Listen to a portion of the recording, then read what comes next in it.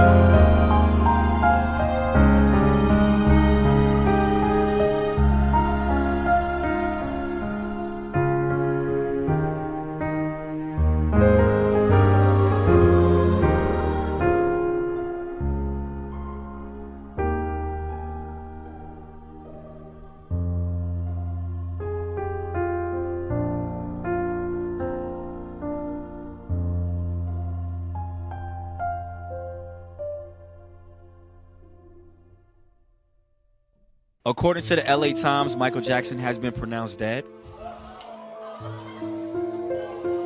One of the world's most loved and greatest pop stars that we will probably ever know in our whole entire lifetime. There are still conflicting reports. The pop star Michael Jackson has died. Michael Jackson is dead. Michael Jackson. Are you being serious? Michael Jackson's dead. No. No. We're not taking that. Michael Jackson is not dead. No, Michael Jackson cannot be dead. He's not dead. No, well, he's not dead. Are you serious? He died of a heart attack tonight in LA. A heart attack? My brother, the legendary king of pop, Michael Jackson, passed away on Thursday, June 25th, 2009 at 2:26 p.m. CNN was calling me, all the news agencies were calling me. Because for me, when I heard it, I thought, oh, okay, it's just a way to get out of doing all those ridiculous, stupid concerts. And then they kept saying it. First it was a Michael Jackson coma. First heart attack, then coma, then dead. And I was like, okay, come on. And I called the office. And they said, LaVelle, it's true. We can't talk right now, but we promise we're gonna call you back and explain everything and tell you.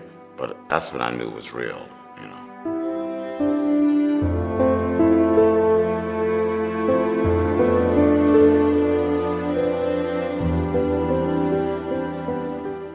This can't be true, or it's impossible. This just cannot be true. And I remember sitting on the edge of my bed, just sitting there and kind of in a numb, kind of gone, someplace else kind of state. And then I got up, went to the living room. I remember hearing my mom crying, and she was just saying, oh, poor Catherine, over and over. And that's when I realized that, oh yeah, I lost a friend and, someone that I love to work with, but it's more personal than that. And my mother kind of brought it back to me and helped me realize and see that it's, yes, the world has lost a major talent, but that family has lost a son, a brother, a father. And that is bigger than anything else. Sorry. And then as you find out, he died from an overdose of medication that is not prescribed, but has to be given to you intravenously by a doctor. I thought, wow, this is very strange. But at the same time, I think that those things didn't stay in my mind. Michael took medication, obviously, because of the burn in his scalp that never really healed from the Pepsi burn from that commercial. And I know that burns are, from what I understand, my mother's a nurse. She says burns are very, very, they're hard to heal, but they're also very, very painful. So I don't know when he started taking pain medication, but no, I never saw it affect his work at all. No, not at all. I was shocked when I found out he was taking pain medication, but it didn't surprise me because, like I said, that burn never healed and properly. And also, I know he hurt his ankle, and I think he had other aches and pains, as dancers always do. And Michael would throw his body down to the ground and think nothing of it. I would love to, walk on stage again, I'm sorry. I would like to be on stage. Can you imagine, that feeling was so beautiful. But I know he's not. He's not. We have the music and we have the videos. And I think we have to cherish that. But yes, it stunned me beyond belief. But to be honest, I was so numb. It was so shocking that I had no emotions for a year. And then once I did a TV show, Move Like Michael Jackson, and interviews like this, and they asked me, everything, and I said, I kept saying to them, Michael Jackson is, and they said, cut, Mr. Smith, you have to say was. It's past tense. And I said, okay, I got it.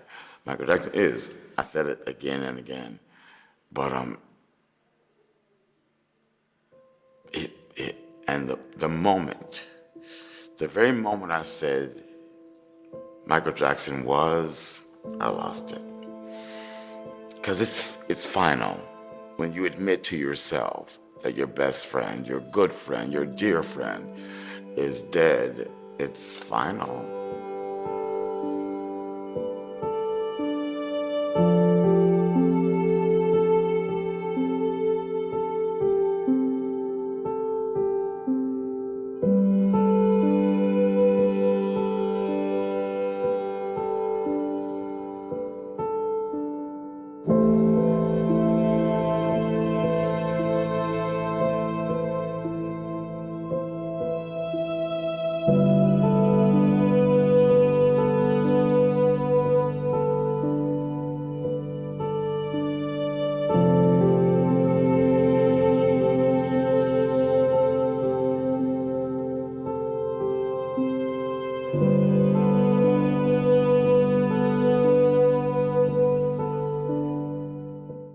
For me, it's like he died yesterday. It doesn't go away. It's like my grandparents, my nana and my papa. It's like yesterday, so it doesn't go away.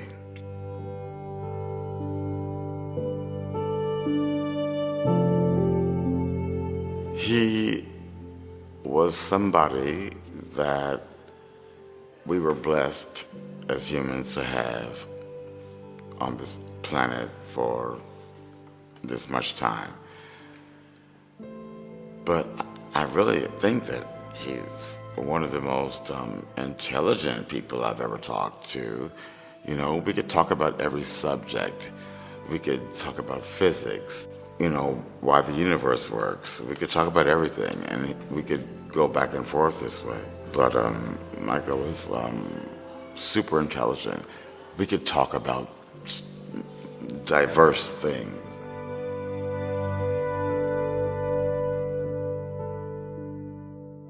Well, for instance, Michael thought that Thomas Edison was the greatest inventor of all times, and I thought Nikola Tesla was unsung inventor of all times.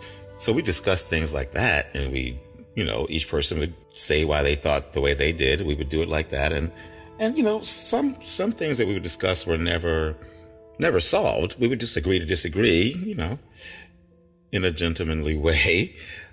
But when it came to work, there was never argument. If you love somebody, well, regardless, you don't want to see them dead. It's like your grandparents dying. You know, we know our grandparents are going to die because that's what life is. You know, we're born to die. But and our mothers and fathers, we don't want to see that. But when you see a brother, and he was so young, you know, I am almost the age that he was when he died. And it's just hard. It's hard to see that, you know. There was so much more life to give. He was going to do, in my mind, he was going to do so many more brilliant things. But I'm going to keep trying my best to do and share and continue the love. I have to.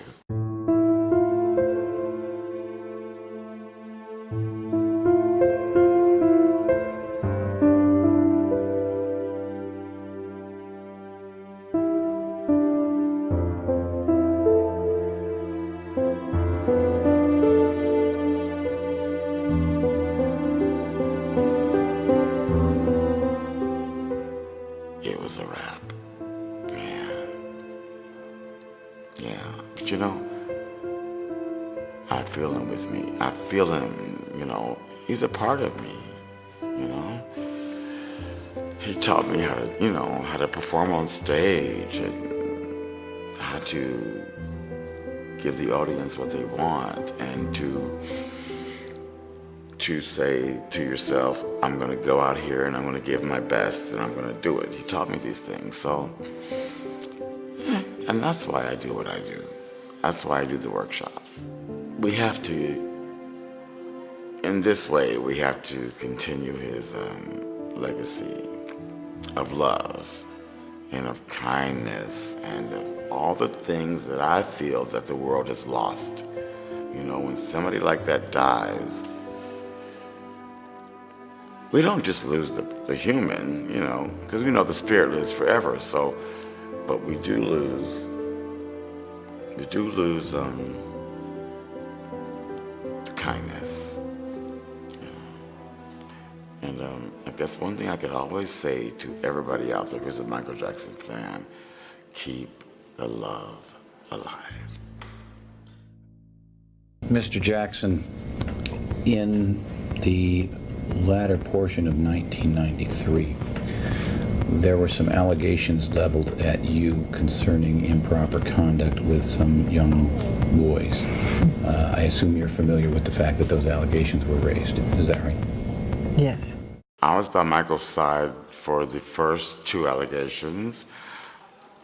If I was there and I ever suspected that he was doing that, I would have went to the police myself and turned my friend in.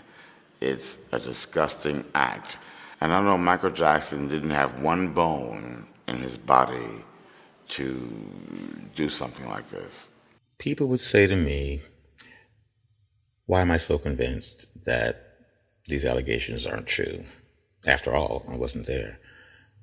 And I would say to them, I spent so much time with Michael, and I watched everything, and I really believe in my heart that I know the man.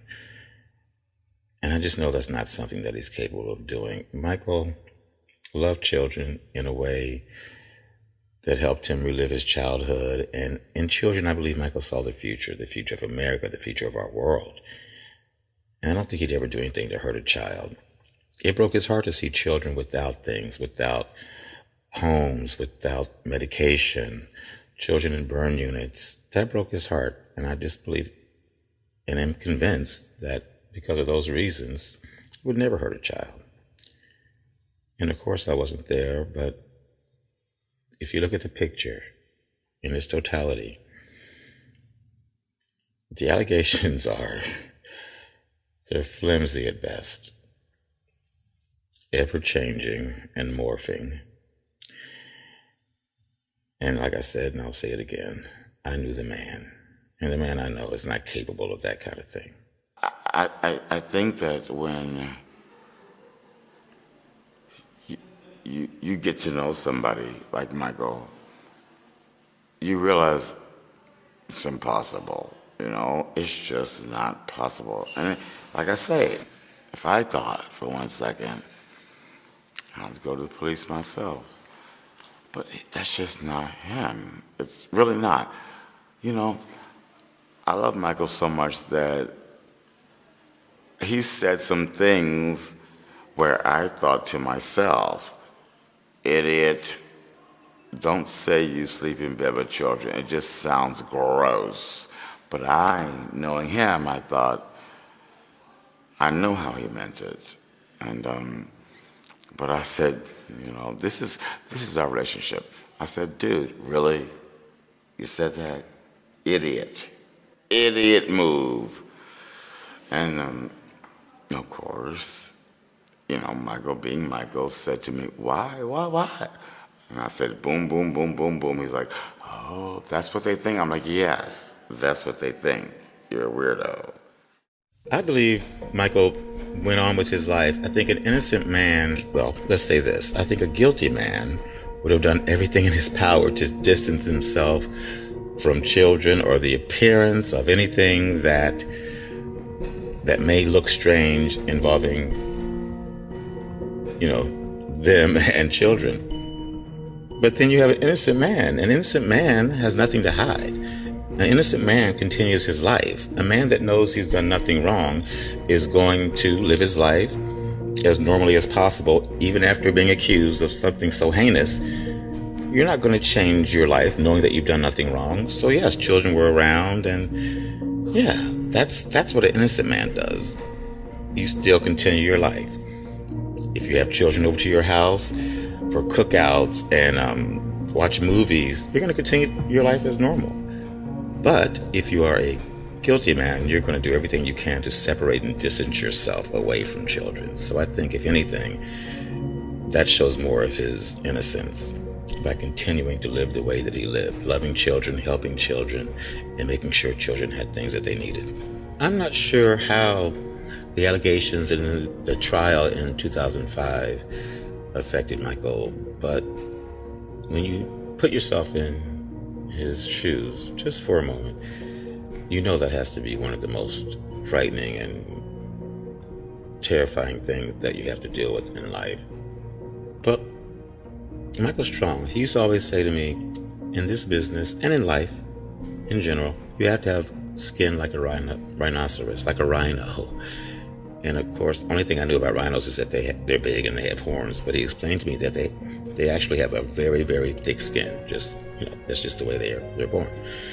And so he'd always say that. He said that more than once, many times. In this business and in life, you have to have skin like a rhino. So him saying that to me makes me think that he was able to withstand a lot of scrutiny. Obviously, we've seen the press, and just from the moment he became famous, there's always been, you know, they kind of build you up to tear you down kind of thing. And so I think he got used to really being ridiculed, raked over the coals, nicknames, being made fun of, being talked about badly. And I think he developed a very thick skin. So in my mind, I'm pretty sure, even though the 2005, you know, allegations and then trial, I know it had to be tough on him and his family. But I'm sure that he put that into effect. He just put on his armor, his rhinoceros skin, and dealt with it. But, you know, human. He's a human man, so, you know, it was ripping him up inside. It was tearing him up inside. It was hard, but Michael's a strong man. So, as hard as it was, he dealt with it. And we all saw it. It was hard, but every day, going to court, dealing with it best you can. That's the kind of man he was. People used to ask me, why does he love you so much? Because I tell him the truth. I tell him, you know, like I just said, that's a dumb move, dude. That was stupid. I don't make it pretty. That was stupid. It's like a brother. You tell your brother the truth. And so he's my brother, and so I tell him the truth. Michael and I did discuss the allegations, but it was usually in passing. It wasn't a topic of conversation that I would have brought up to discuss. But if it came up, we would talk about it. And you could always see the pain and I think him just not really understanding why this is happening and why it would happen again. It was hard for him to understand, and I think he just felt like, maybe people were out to get him. And I think that was something that was always on his mind, but whenever we talked about it, you could just see the pain in his face, and you could feel that pain when he spoke about it. It was something that really ripped at him. It tore at his heart. And I think, you felt bad for him because this is someone who doesn't want to hurt anybody, doesn't have an evil bone in his body, and he's being attacked from all sides. And I just think that, that pain, it was there. But Michael, being a professional and being the man he is, the show must go on. He would always take it out on the stage, and you'd never know that his heart was breaking. And I'm sure also, knowing Michael, he would use that pain in some of the songs. The explosive reaction to that disturbing Michael Jackson documentary, Leaving Neverland. It focuses on two men who accused Jackson of abusing them when they were children. And Chris Connolly joins us now with the fallout from this devastating film. Good morning, Chris. Good morning, George. The documentary Leaving Neverland has been gathering attention ever since its first showing at the Sundance Film Festival in January. Now that it's aired on HBO, it's sparking conversation and strong opinions nationwide about the life and the legacy of the late Michael Jackson. Do you really want the truth? My truth? You're gonna bleep a lot of this.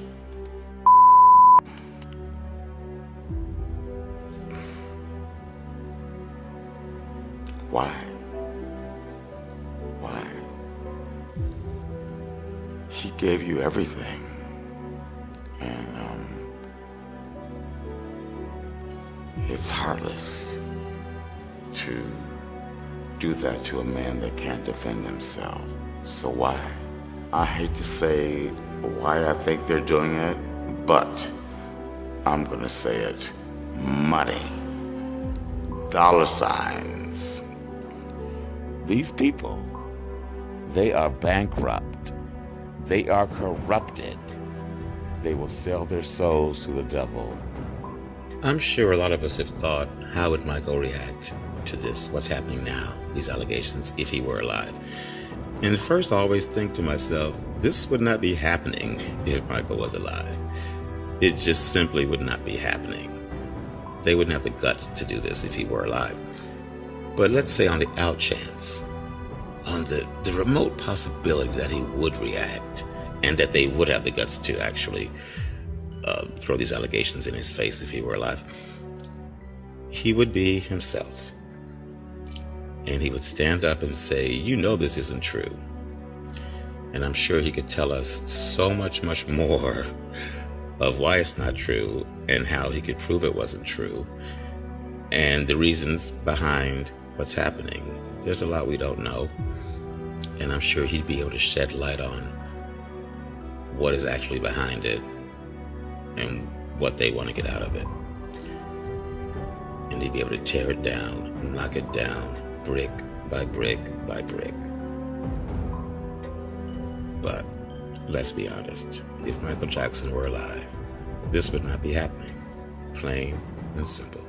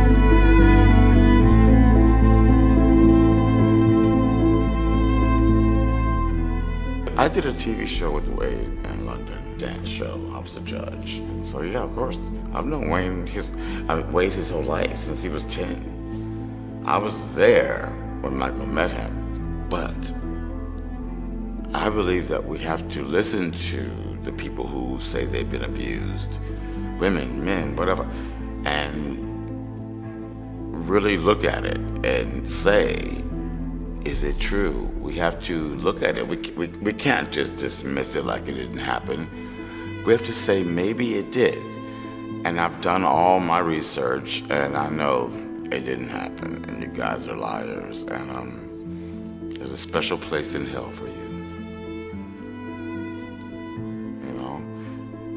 But when a dead man is abused that way, that's just, it's weak sauce. It's just weak sauce.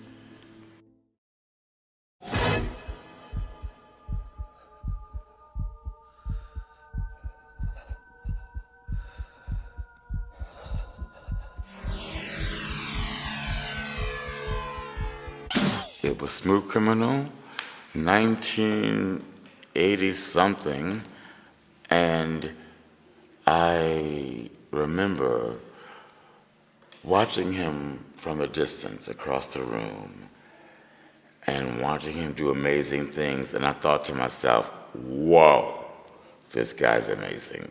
This guy's amazing.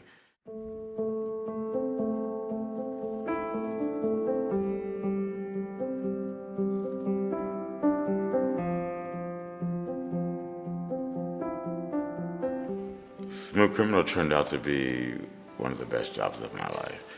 But I remember looking and saying, gosh, you know, the rumors are true. He's amazing. But I also remember feeling it. You know, from way over across the room, I felt that magic. And yeah, Smooth Criminal.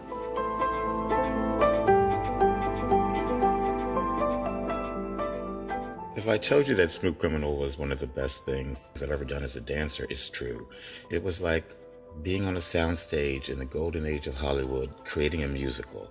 And for that reason, yeah, it's one of the best things I've ever done as a dancer. So happy to have been a part of that, so thankful.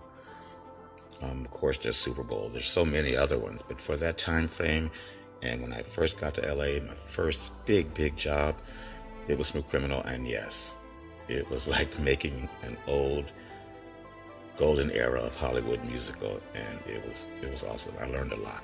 The first time I went to Neverland, of course, it was exciting. I was over the moon with excitement. But you pull in, and you drive for a while, and then you start to see it, and it's just beautiful. And then, of course, as you get closer, get out of your car, you start to hear the music, and it just kind of awakens something in you like a child. You feel like a child. It's beautiful, and the sounds and the smells, and it's just an experience that I'll never forget. Michael gave me a tour, and of course he took me on the train, showed me the lake, the zoo, the rides, the theater, the dance room, of course. That's where we spent a lot of time. And just kind of showed me everything, and I was just amazed, and I thought, wow, you know, he's built a paradise here for himself. The first time I went to Neverland was for the creation of the original Dangerous, and that was for the American Music Awards. It was the first time I got to do something televised for Michael. I had choreographed Jam for the Dangerous tour, the opening number, and then he called me on the phone and said, well, I'd like to give you your first chance to choreograph something big for me. And then he called me into Neverland, called me down to Neverland. And we went there and went in that dance room and just started creating. I would love to sit here and tell you that I'm amazing and it's all me. It's God, it's a gift from God, but yes, but you know, hard work. Michael Jackson, as we all, you know, talk about, was a perfectionist, but he would push me to the edge of insanity to get the best out of me. And you know, every artist I've worked with, Beyonce and all the others, they're lucky because the man pushed me to be a perfectionist and to always expect the best from myself and always to give my best, give my all, give everything you have. More people, okay. We'll count. 1, wait, pick it up. 1, 2, 3, 4. Bam! Now you gotta do it again. 1, 2, 3, 4. Right. Now do the scoop. 1, 2, 3, 4. And the camera just move around and come out. It'll come out. I got you. But I want dust on This that. way. Okay, dust dust. on the floor and dust on his shoes. And bam! Cool. Okay. Okay? Cool. And the snap that you wanted, the dust snap. Yeah. For the ghoulie, we have a little bit wider, so maybe let's see what it is. Okay. We'll have pauses between 5, 6, 7, 8. Again.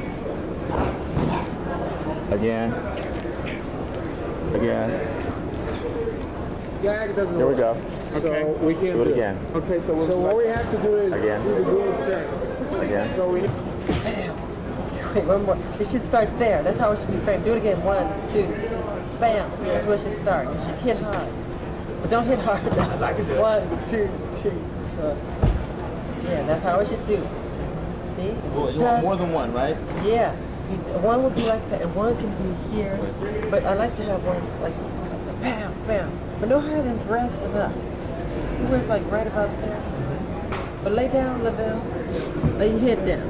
So it's like that. Okay. See? Then when they start scooting, the camera just move out. Go back. Okay, the show Just move out. Okay. Yeah. We used to have a saying, leave it on stage, you know? Leave it on stage. Give it all the sweat, all the hard work, leave it on stage. No regrets when you walk off stage. That's the worst thing. To be like, oh, I wish I'd. No. Michael taught us to not just me, you know, all the dancers. Leave it on stage. Don't ever walk off with a regret saying, oh, I wish I'd done more. No. Give it all. Ladies and gentlemen, one of the most remarkable performers in American history, the king of pop, Mr. Michael Jackson. We did a Democratic convention for Bill Clinton. He was the president at the time. And you know how those jobs are, it's a little bit crazy. But Michael said, LaVelle, I'm like, what? Come up here. I want you to meet Bill. I'm like, Bill, what the heck is Bill? But it was Bill Clinton. And I was like, you're our president. It wasn't televised. It was to raise money for the Democratic Convention. It was amazing. We had flown in from shooting for the American Bandstand 50th anniversary special. So we shot that. We all got on a plane, all the dancers and everyone, and we went to New York and checked into the hotel. And then it started. It was awesome. He was excited. I was excited. Bill Clinton was there, and he was possibly going to do a saxophone solo in a part of Black or White, but at the last minute he decided he wasn't going to do the solo, so we carried on as normal. And it just turned out to be a fascinating and historic moment. Looking back, you know, we couldn't have seen the future. We didn't know what that would be, Michael's last live performance. But it was special. I remember, you know, I was working, you know, everybody's doing their own thing, and Michael and Bill Clinton were on stage just talking, and I hadn't even noticed that.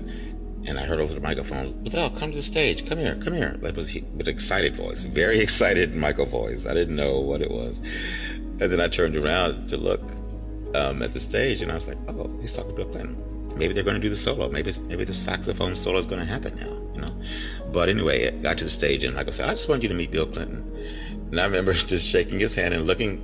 Very tall guy. Bill Clinton was very tall. I had no idea how tall he was. And it was just such an honor, you know, that he took that moment to introduce me to the President of the United States. I just thought that was a very special moment that I'll never forget. But yeah, the performance itself was very nice. We decided to go with a smaller group of dancers not the big dangers that we usually do. We had shrunk it down to, I think, 6 of us, 6 dancers and Michael, and it was really these guys, every dancer there on that stage was just there for Michael. It was so obvious everybody was there for him. And we all just killed it. It felt so natural, so good, and I think even he said, "Oh, that felt nice." And it was the audience is there, so it's not being taped. It's not a TV special. It's a one-time, leave it all on the stage, give it all you got kind of moment. And we did that, and it was beautiful. It was truly beautiful.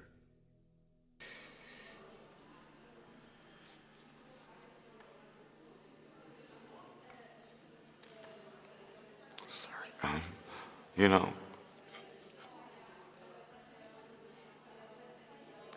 I must say that Michael introduced me to so many legends. Because of Michael, I met Sophia Loren, Liz Taylor, Betty Davis. The list is endless. And like I said, I can't thank him enough, And like I told you earlier, that's one thing I regret, that I didn't say thank you enough to him for changing my life and being such a big part of my life and, giving me all that love. I wish I could have said thank you more.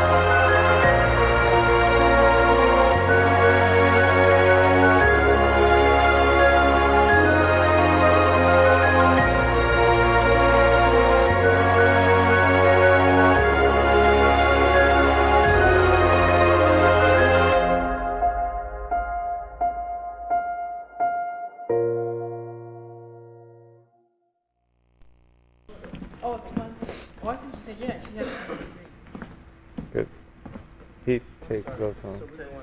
I'm ready. 6:48 now. Say when.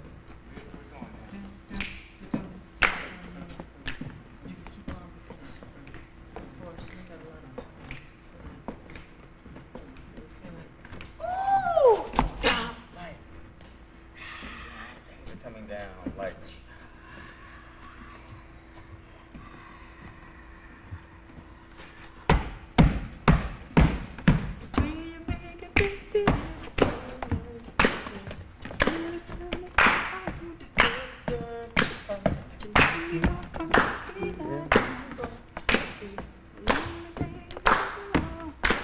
This is loading.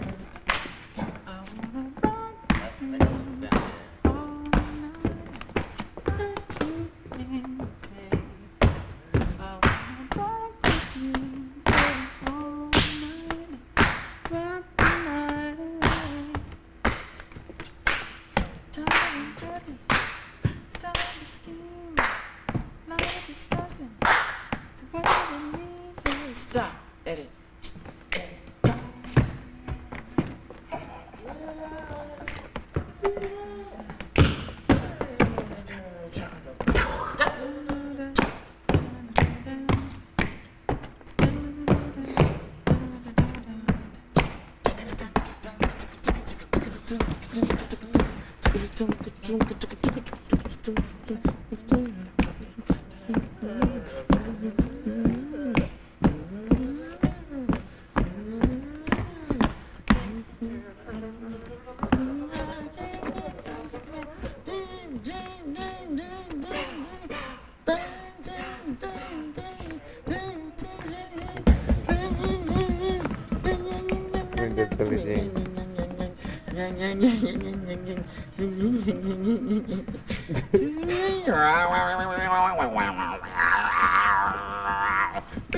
Just here.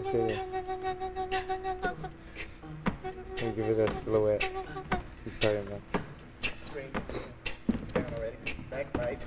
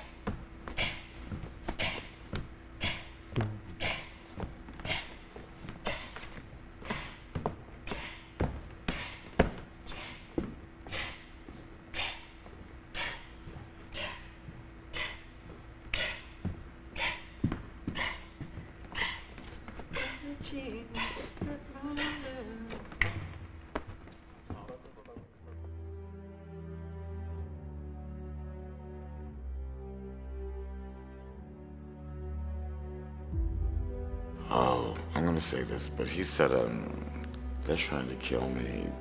I can't do this many concerts.